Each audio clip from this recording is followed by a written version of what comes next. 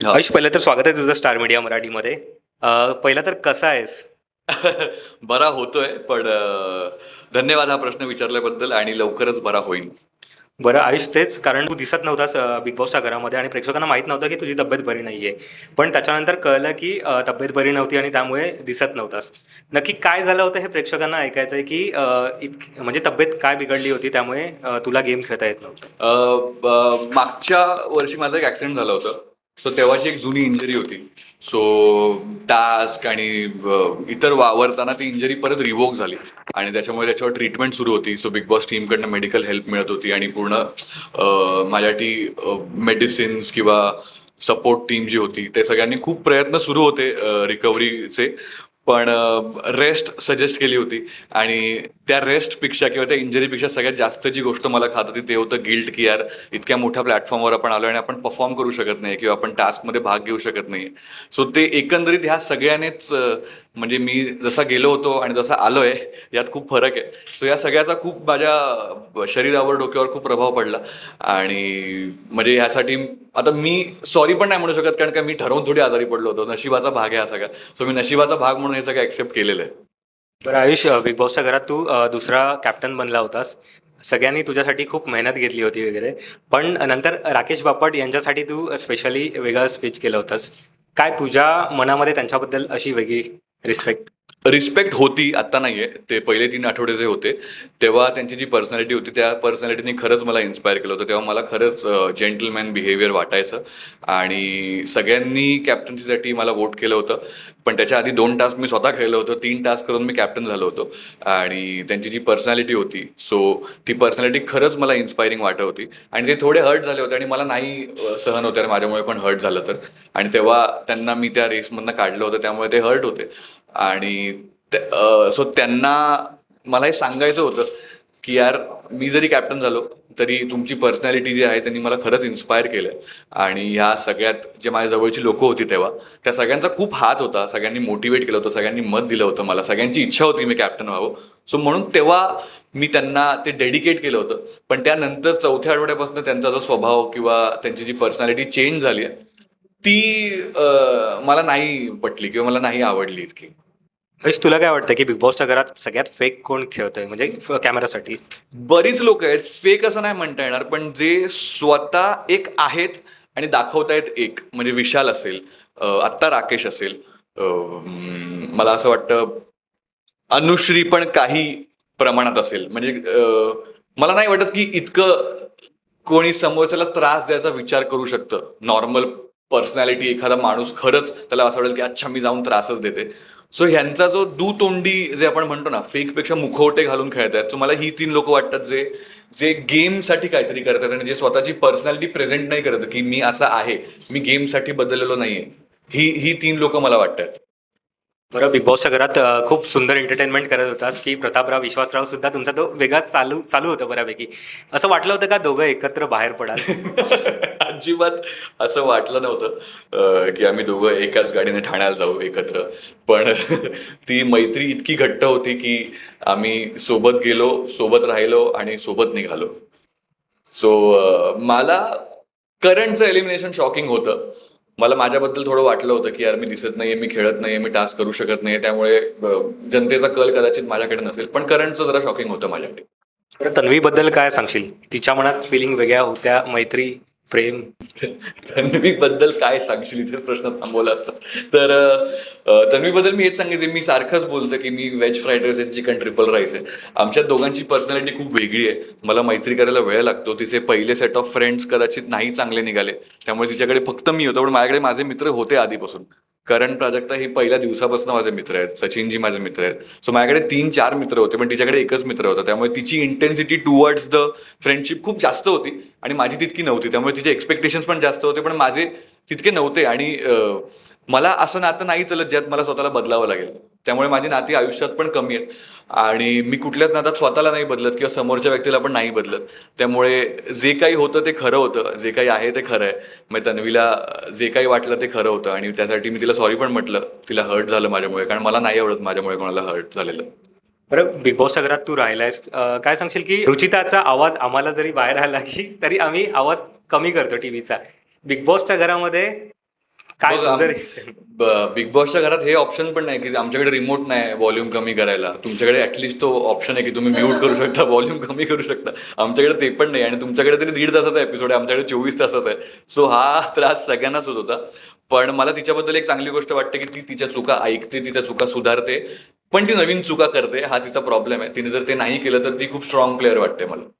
बरं, राखीच्या एंट्री नंतर किती गेम पलटले असे तुला वाटतंय? राखीच्या एंट्रीनंतर गेम म्हणजे अख्खी सुनामी, अख्खं घर पालटलं.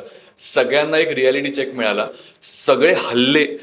पण मला एक गोष्ट राखीची खूप आवडली की ती जेवण खूप छान करते. ती भले तिचा गेम, तिचा ड्रामा, तिचा राग, तिची भांडणं असतील, पण तिच्या आतमध्ये एक सौम्य राखी आहे ती मला बघायला मिळाली, जी टीव्हीवर किंवा रील्समध्ये कधी पाहिली नव्हती. मी एक्सपेक्टच केलं नव्हतं की राखी असं असेल की प्लीज तुम्ही जेवण घ्या सगळ्यांनी, कसं वाटलं तुम्हाला जेवण. मला असं वाटतं की हे खरंच राखी सावंत आहे का हे काय आहे. पण राखीची एक दुसरी बाजू बघायला मिळाली. राखी खूप कमाल एंटरटेनर आहे आणि तिने सगळ्यांचंच म्हणजे डोकं दिवसभर ती हलवून टाकायची आणि रात्री ती छान जेवण खाऊ घालायची आणि सगळे असं व्हायचं की यार राखी किती चांगली आहे. बरं, आम्हाला कळलं होतं की तू तिचा फॅन आहेस आणि तिची एंट्री झाल्यावरती काही असं येस येस, आमचं इंटरॅक्शन झालं खूप छान, ज्यात तिने मला येऊन सांगितलं की तिने माझे व्हिडिओज आणि तिने माझा डान्स पाहिला होता आणि जे की मी जाऊन तिला सांगणार की यार राखी यार, म्हणजे मी अशी पर्सनॅलिटी जगात नाही आहे, राखी सावंत की जगात एक आहे अशी पर्सनॅलिटी जगात नाहीच आहे. पण तिनेच आधी येऊन मला सांगितलं की यार मी खरंच तुझी फॅन आहे, किंवा मी तुझा डान्स पाहिलाय आणि तू खूप भारी नाचतोस, किंवा मी तुझा जो फेस आहे तो फिल्म हिरोचा फेस आहे असं वगैरे ती बोलली. आणि ती गोष्ट खूप मोटिवेटिंग होती आणि राखी सावंतकडनं येणं खरंच व्हॅलिडेशन आहे माझ्यासाठी. बरं, दीपाली ताई आणि तुझं खूप सुंदर आधी होतं नातं तिकडे आणि त्याच्यानंतर मग फिसकटलं सगळं. काय सांगशील की दीपाली ताई कशी आहे? हो, मला सिरियसली ना जी लोक पर्सनॅलिटी चेंज करतात गेमसाठी ती नाही पटत. म्हणजे जे सुरुवातीपासून दाखवतात ना, एक तर सुरुवातीपासून गेम खेळा. म्हणजे तन्वीने कधी मला एक तिचा आवडतं पर्सनॅलिटी चेंज नाही केली, ती सुरुवातीपासून तशीच होती. पण काही लोकांनी ना सुरुवातीला खूप छान छान छान छान छान छान केली, नंतर पर्सनॅलिटी स्विच केली. सो मला ती नाही आवडत तशी लोक. सो दीपाली ताईंचं पण थोडंफार तसंच झालं, त्यांची पर्सनॅलिटी थोडी स्विच झाली, पण तरी त्यांची खूप प्रमाणात नाही झाली आणि शेवटपर्यंत जातानाही नातं खूप छान होतं. पण आधी जितकं स्ट्रॉंग होतं तितकं नसेल आणि माझ्या तब्येतीमुळे एक डिस्कनेक्ट आला माझ्या सगळ्यांसोबत, कारण सगळे टास्कसाठी जायचं, मी आतमध्ये असायचो, कारण मला रेस्ट सजेस्ट केली होती, माझ्याकडे पर्याय नव्हता, मला खूप त्रास होत होता. सो त्यामुळे एकंदरीत सगळ्यांसोबत करंट प्राजक्ता सोडल्यास सगळ्यांसोबतच थोडा एक डिस्कनेक्ट झाला, कारण ते कंटिन्यूज म्हणजे आम्ही एका ताटात जेवायचो, ते लोक माझ्या बेडवर येऊन बसायचे 2-2, 3-3 तास, मला बरं वाटावं, मी हलू शकत नाही तिथून म्हणून. सो करंट प्राजक्ता सोडल्यास एंडिंगला सगळ्यांसोबतच थोडा एक डिस्टन्स झाला होता माझा. बरं, तू अनुश्री बरोबर ती आधी सुद्धा काम केलंस, म्युझिक अल्बम असू दे किंवा काय, तुला असं वाटलं का ती आतमध्ये आल्यानंतर तिचं बिहेवियर चेंज झालंय किंवा जसं अनुश्रीला ओळखत होतो तशी ही नाहीये? नाही नाही, ती मस्तीखोर तर ती आहे. ओके, तिच्यात ती मस्ती आहे, ती आधीपासूनच मस्तीखोर आहे किंवा तिची ती पर्सनॅलिटी आहे. पण मला वाटलं होतं की ती इतकी अशी नसेल किंवा इतकी मस्ती किंवा इतकं ती टॉर्चरचा विचार करत नसेल, किंवा राकेशचे कपडे फेकणं किंवा माझ्या कॅप्टन्सीच्या वेळेस मी 1 तास स्पेंड केला तिला उठवायला, पण मी काय जाऊन तोंडावर पाणी फेकलं नाही. म्हणजे मी समोरचा जर चुकीचं करतो तर मी जाऊन चुकीचं नाही करत. माझी ही पर्सनॅलिटी आहे. समोरचा चुकीचं करतो तर मी बरोबर मार्गाने, ते नाही का भिंतीवर जे थुकतात, रोज भिंत पुजली तर तिसऱ्या दिवशी नाही थुकत ते. सो मी तिच्याशी इतकं चांगलं वागलो की तिला उठावंच लागलं आणि मला वाटलं नव्हतं की ती माझ्यासोबत असं करेल. पण यार ठीक आहे, तिच्या डोक्यात काहीतरी गेम असेल आणि तिथे ठरवून आली असेल किंवा तिथे ते नॅचरली घडत असेल. पण मी एक्सपेक्ट नव्हतं केलं, पण अनप्रेडिक्टेबल तर आहे अनुश्री. बरं, बाहेर आल्यावरती ओमकारला भेटलास तू? अरे आम्ही काल, तो माझ्या घरी आला होता, आम्ही छान जेवलो वगैरे, माझ्या घरच्यांशी भेटलो, छोटीशी पार्टी झाली आमची. आता आमच्यात सगळं नीट आहे. आता तो काल एक कुऱ्हाड घेऊन आला होता पण घरी. म्हणजे बिग बॉसच्या घरात झालेला वाद आता मिटलेला आहे. मिटलेला आहे तो, ऍक्च्युली घरातच मिटला होता. 1 आठवडा चालला, पण 1 आठवड्यात आम्ही सॉर्ट केलं होतं. बरं, रोशनबद्दल काय सांगशील की त्याला गेम कळतोय का? त्याला ना नाही कळत आहे गेम तितका. म्हणजे तो खूप प्रयत्न करतोय, असं नाही की तो प्रयत्न करत नाही. त्याचा एक, तो इन जनरलच खूप चांगला माणूस आहे, तो इनोसेंट आहे, त्याच्यासाठी हे सगळं कदाचित खूप नवीन आहे. आणि तो प्रयत्न करतोय, पण त्याला अजूनही गेम कळत नाही. आणि विशालचा प्रभाव खूप जास्त आहे त्याच्यावर, विशालचा डॉमिनन्स खूप जास्त आहे. म्हणजे कदाचित मला तरी असं वाटतं की विशाल, त्याला जरी कळत असेल तरी कदाचित मिसगाईड करतोय आणि त्याला कळू देत नाहीये हा गेम. पण कारण रोशन ज्या स्वभावाचा माणूस आहे ना, तो जिंकू पण शकतो जर त्याला गेम कळला तर. पण तो ज्या लोकांसोबत आहे तिथे प्रॉब्लेम आहे. बरं, करण आणि प्राजक्ताच्या मैत्रीबद्दल काय बोलशील, कारण तू त्या ग्रुपचा एक भाग होतास? नाही, ती खरंच खूप एक सुंदर, प्युअर आणि असं नाही का एक नातं असं घडतं ज्याच्यात आपण एफर्ट नाही घेत. एफर्टलेस मैत्री आहे त्यांची. आणि मी खूप जवळून पाहिली आहे. आणि माझंही करण आणि प्राजक्तासोबत खूप जवळचं नातं असल्या कारणाने ते दोघं असो किंवा ते दोघं छान आहेत, मी आणि करण छान आहे, मी आणि प्राजक्ता छान आहे. सो आमच्या ह्या ट्रायंगलचे इक्वेशन प्रत्येक 2-2 ह्यात पण खूप छान आणि खूपच असे प्युअर आहेत.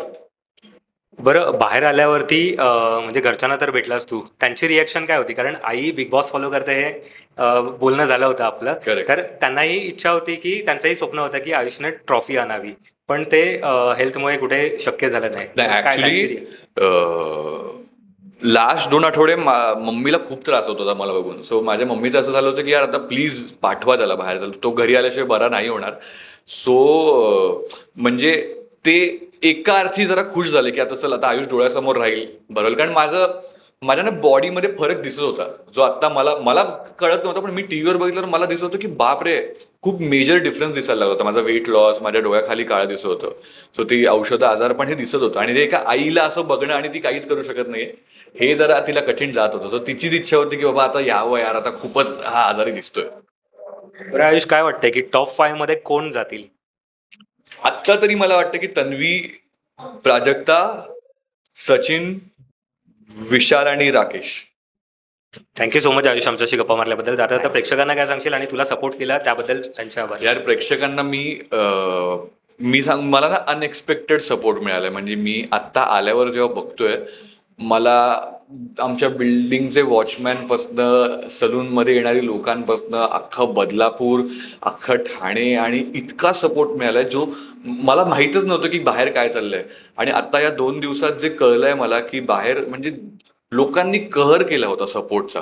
सो त्यासाठी म्हणजे मी थँक्यू हा खूप छोटा शब्द आहे किंवा मी तुमचं आयुष्यभर ऋणी राहीन हे सगळं खूप छोटं आहे. म्हणजे मला सगळ्यांना प्रत्येकाला पर्सनली भेटून मिठी मारावी लागेल, इतकं प्रेम दिलं आहे. आणि खासकर बदलापूरने तर म्हणजे अख्ख्या बदलापूरमध्ये जिथे कुठे बघाल तिकडे माझाच फोटो आहे. सो त्यामुळे मला कळत नाही, म्हणजे मी काल खूप इमोशनल झालो होतो या गोष्टीला घेऊन. मी एक व्हिडिओ बनवला की मी तो व्हिडिओ पोस्ट करेन, पण मला ते पण असं वाटतं की छोटं यार काहीतरी जाऊन मला मला बदलापूरला किंवा ज्यांनी ज्यांनी सपोर्ट केला तिकडे जाऊन मला त्यांना भेटून हे व्यक्त करावं लागेल. इतका जोरदार सपोर्ट मला मिळाला आहे. आणि त्या सगळ्यांना आता एका अर्थी मी सॉरी पण म्हणेन की लवकर आलो, पण तो नशिबाचा भाग आहे. बिग बॉसमध्ये जाणं पण नशिबात होतं आणि जे घडलं ते पण नशिबात होतं. त्यामुळे मी पण ॲक्सेप्ट केलं आणि आय होप त्या सगळ्यांनी ॲक्सेप्ट केलं असेल. आणि असंच असंच प्रेम करत राहा, असंच सपोर्ट देत राहा. मी असंच तुम्हाला एंटरटेन करत राहील.